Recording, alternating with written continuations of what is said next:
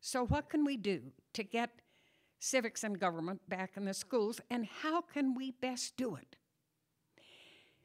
They don't have enough money, so you can't expect them to hire new teachers. So how about a free website?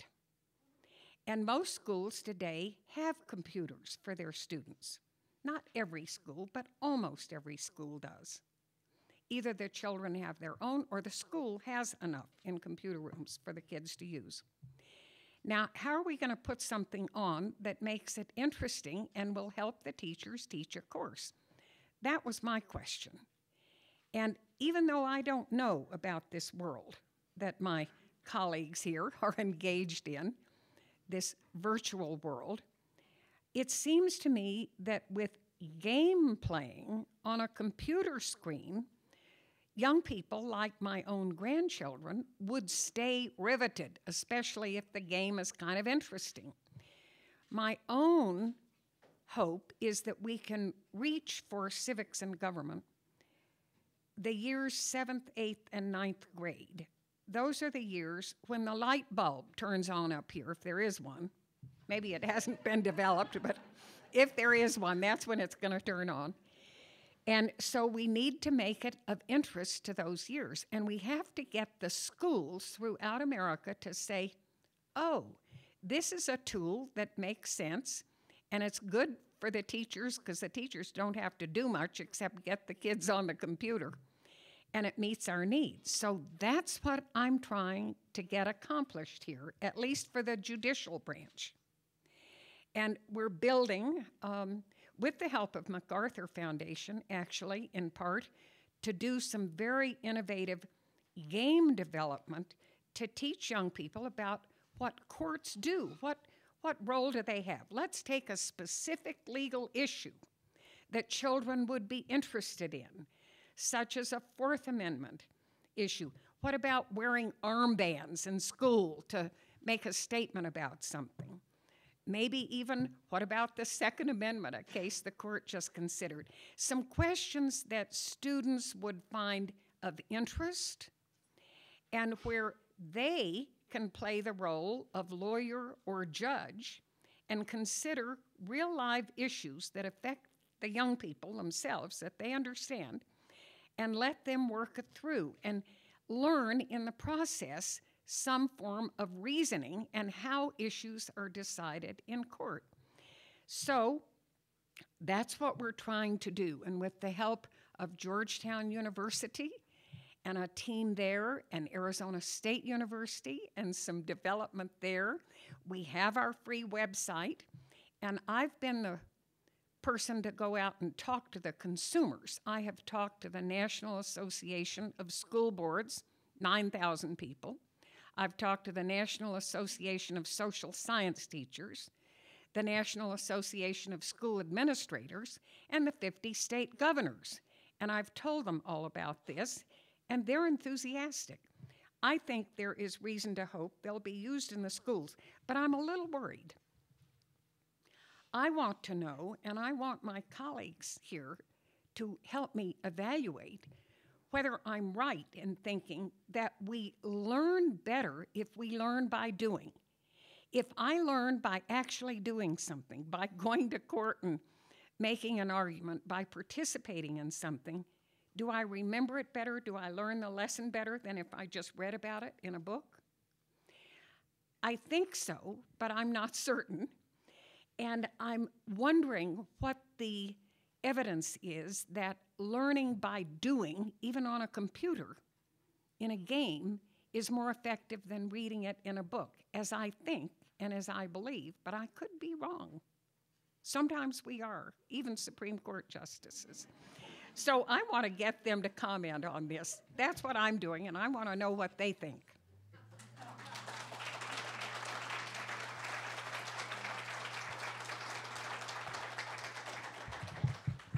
Thank you very much. Our panelists are going to put their mics on, and we're going to open this up for discussion. Just to reiterate in terms of our format today, we wanted to give you first, to lay out, sort of to give you background and to give you a sense of all the different kinds of games that are out there that have been developed for good. We wanted to also then give you a sense of why games are important for learning. And then third, we wanted to lay out a problem, and then to begin an open discussion and take a specific problem, which is what Justice O'Connor laid out around our civics, and then turn it over to our game makers and our scholars and say, as a beginning of our conversation, to say, what kind of advice do you have for a problem such as this? In what ways might games be good for this? How would you think about this? And you might also give us some insight on where we should be concerned, or where games might not be the direction we'd want to take in this kind of an instance. Well, I'll start from my experience with Peacemaker, and to some of the questions that Justice O'Connor just brought up in terms of, does it teach them better and things like that. I mean, obviously the Israeli-Palestinian conflict is a very complex environment. And one of the things that we found was that we take high school kids, we put them in front of it for an hour, and I think one of the things we face as game designers a lot is the game fun? So you look at something like the judicial branch and you think, well, they're used to Grand Theft Auto, so is something about courts going to be fun enough to engage them? So the first answer to that, what I would say is yes. I mean, I think the Nintendo DS even has a game where you go through judicial games. I mean, it's from a lawyer standpoint, finding evidence, things like that. But if you look at the history of games and chess and checkers, these things don't look like Grand Theft Auto, but our kids have played them for generations and generations because it's about challenge them. If you challenge them and you have them try to figure out systems, they'll stay engaged. So we would watch these high school kids play Peacemaker for about an hour. We would actually try to get them to stop, and they would say, wait, I'm about to win, which is a fantastic thing to have happen, because if they're that engaged that they're trying to win, which means that they're actually creating a peaceful resolution to the Israeli-Palestinian conflict. So then the fear is, well, are they actually internalizing the things along the way, or are they just button pressing and watching the scores and things like that? So then we would ask them questions about what they had just engaged in, and they would come back with very thoughtful questions about the information that was passed, even in their what seemed like so fast, rapid-fire button pressing that they couldn't possibly have been reading anything. And so I think that there is a great opportunity for taking something as complex as our government structure, making it engaging in a way that may not look fun, but will be a challenge to the youth, which is really what will keep them engaged in it. And I think it's been proven a little bit on some fun games that I would have never thought people would buy a game about the court system in terms of doing trials, but it works as long as you create it well. And I think there is a great opportunity to use this as a way to engage kids in civics. I mean, Peacemaker, obviously, something that we would love to see in social studies classes and things like that. The funding aside and the teachers in the classrooms, I think that there's a great opportunity to use these tools for teachers that may not understand enough to even teach them. Do they learn it better? Do they remember it better because they've participated? I'm very curious about that. If I read it in a book, is it just as effective? Or if I've done it by involving myself in a game, do I remember it more? I think there's a couple dynamics to that question. And we want to be a little careful. I don't think games are a silver bullet for education. And I think it's critically important to match our tools to our work. There are certain things I think that games help kids learn more effectively, certain things they don't.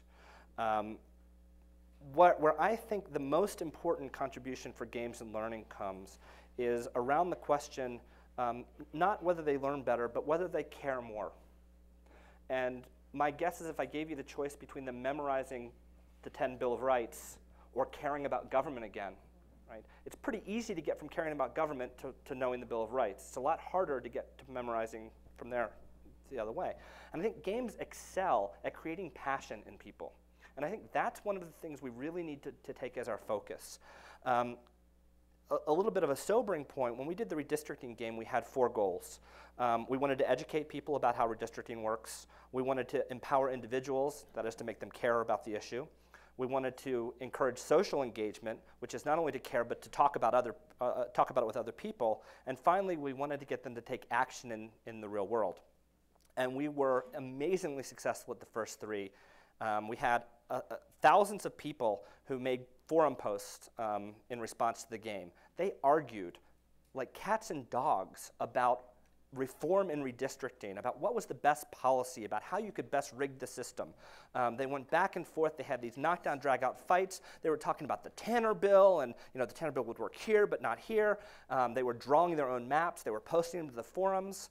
And then we had a link where you would press a button. It would take your zip code. It would find your representative, your senators. It would even craft part of an email for you. All you had to do was fill in what you wanted to say and send it off. And of those thousands of people, 0 did it.